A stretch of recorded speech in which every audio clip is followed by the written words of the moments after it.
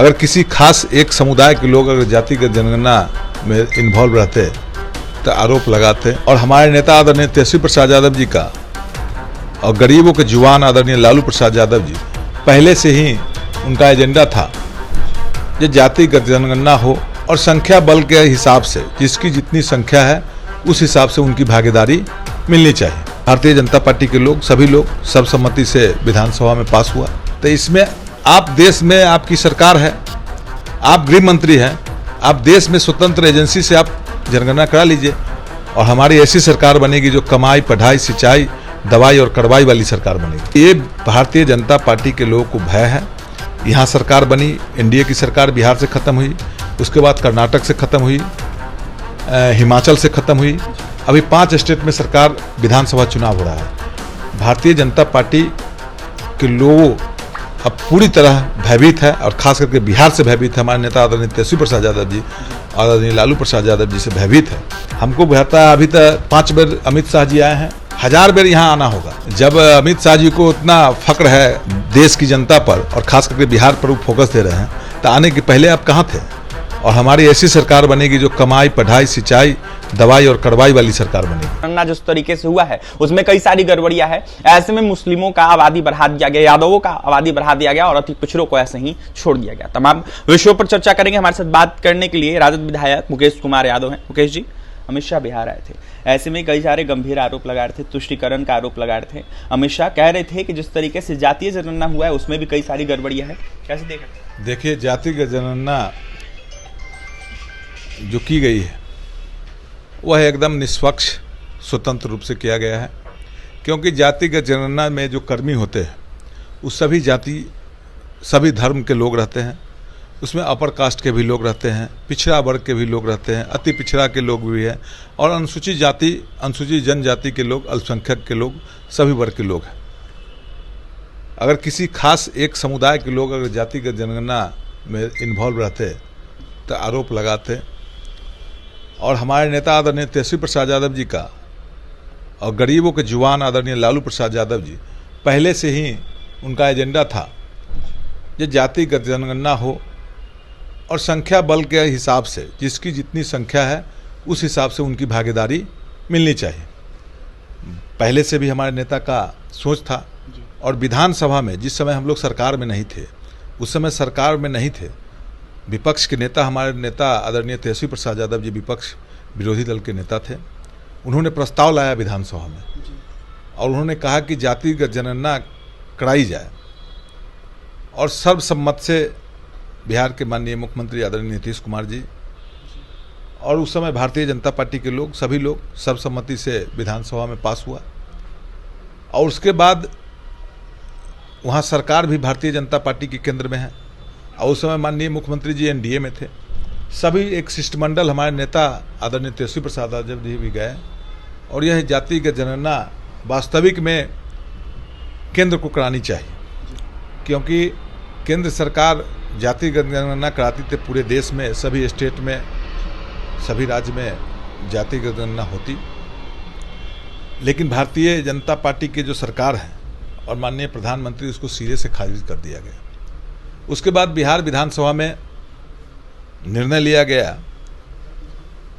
जे बिहार सरकार अपने खर्च पर, अगर केंद्र नहीं करा रही है तो बिहार सरकार अपने खर्च पर जातिगत जनगणना कराने का निर्णय लिया और जातिगत जनगणना हुआ भी, प्रकाशित भी हुआ।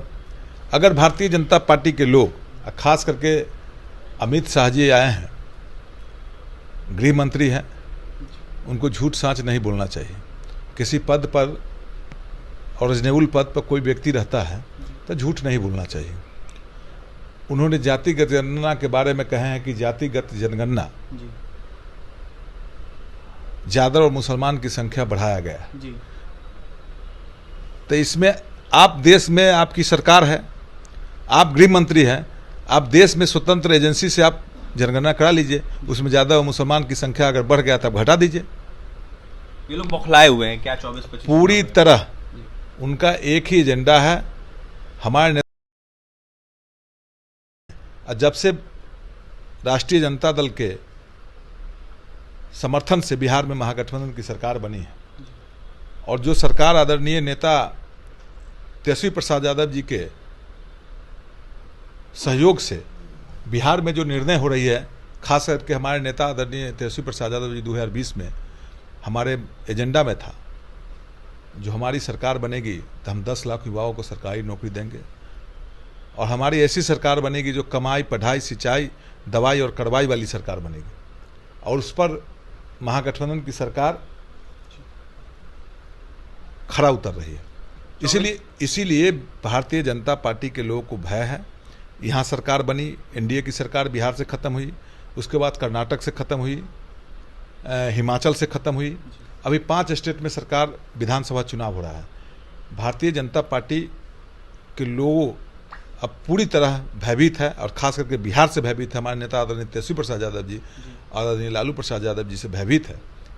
इसी के डर से हमको बुझाता है, अभी तक 5 बार अमित शाह जी आए हैं, 1000 बार यहाँ आना होगा। अब चुनाव आते आते, पार्लियामेंट के चुनाव, जब लोकसभा का चुनाव आते आते वक्त तक हमको बुझाता है 100 बार अमित शाह जी यहाँ आएंगे। लेकिन मुकेश जी दावा कर रहे थे, अमित शाह वो कह रहे थे कि 24 और 25 के चुनाव में 0 पर आउट कर देंगे महागठबंधन को, ऐसे में 40 के 40 सीट पर एनडीए की जीत होगी। जब अमित शाह जी को उतना फक्र है देश की जनता पर और खास करके बिहार पर वो फोकस दे रहे हैं, तो आने के पहले आप कहाँ थे? पहले आपका चेहरा नहीं देखा जाता था, लेकिन आपको भय है, डर है, तब ना आप तुरंत आ रहे हैं। महीना में 2 बार प्रोग्राम बिहार में दे रहे हैं। बिहार के नेता आदरणीय लालू प्रसाद यादव जी, आदरणीय तेजस्वी प्रसाद यादव जी का जो गठबंधन आदरणीय मुख्यमंत्री से हुआ है, उससे पूरी तरह सहम चुका है और उनको अंदर से पूरा भय हो चुका है। जैसे 2024 में बिहार में जब बिगुल फूका गया है, वो पूरे देश से भारतीय जनता पार्टी का सफाया होगा। और बिहार ही नहीं, पूरे देश की जनता लोग जान चुकी है कि यह सरकार, और कहीं भी सरकार जो बनती है वह जनता के हित के लिए, युवाओं को रोजगार देने के लिए, किसानों को समृद्धि करने के लिए, न कि धर्म मंदिर बनाने के लिए, मस्जिद बनाने के लिए सरकार नहीं बनती है। अंतिम सवाल रहेगा मुकेश यादव जी आपसे, जिस तरीके से अमित शाह ने आरोप लगाया, ऐसे में उन्होंने यह साफ कहा कि नीतीश कुमार को जनता ने जनादेश दिया था, एनडीए को जनता ने जनादेश दिया था, ऐसे में उन्होंने पलटी मार दी। और देखा जाए तो जो अपराध करने वाले लोगों को समर्थन देते हैं, सपोर्ट करते हैं, उनके साथ जाकर सरकार बना दी। देखिए, सबसे पहले तो अमित शाह जी को सोचना चाहिए, जनता, बिहार की जनता आदरणीय तेजस्वी प्रसाद यादव जी को मैंडेज दिया था, न कि भारतीय जनता पार्टी के लोगों को मैंडेज दिया था। सबसे बड़ी पार्टी हमारी राष्ट्रीय जनता दल है और 2-4 सीट से हम लोग, महागठबंधन की उस समय सरकार थी, हम लोग 2-4 सीट से मुख्यमंत्री हमारे नेता नहीं बने, लेकिन बिहार की जनता आदरणीय तेजस्वी प्रसाद यादव जी को मैंडेज दिया था। और वो 2015 में जिस समय महागठबंधन की सरकार बनी थी, उस समय भी आदरणीय नीतीश जी और तेजस्वी जी के नेतृत्व में चुनाव हुआ था। उस समय वह जनादेश का अपमान नहीं किए थे। 24 में बीजेपी का सफाया हो जाएगा एकदम पूरी तरह जी, क्योंकि जनता जान चुकी है कि भारतीय जनता पार्टी जुमला पार्टी है और जो कहती है, कथनी और करनी में अंतर है। उन्होंने 2 करोड़ रोजगार देने की बात कहा, नहीं हुआ। उन्होंने किसानों को समृद्ध करने की बात कहा, नहीं हुआ। वह अभी फिर आए थे तो कह रहे थे यहाँ के लोगों को मैं निमंत्रण देने आया हूँ जो रामलला के मंदिर में उद्घाटन में चलने के लिए।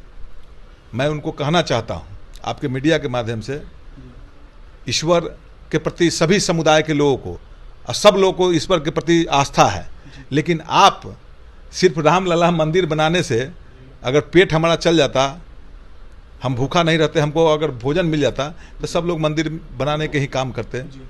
सरकार बनती है मंदिर और मस्जिद के आधार पर नहीं बननी चाहिए, नहीं चलनी चाहिए।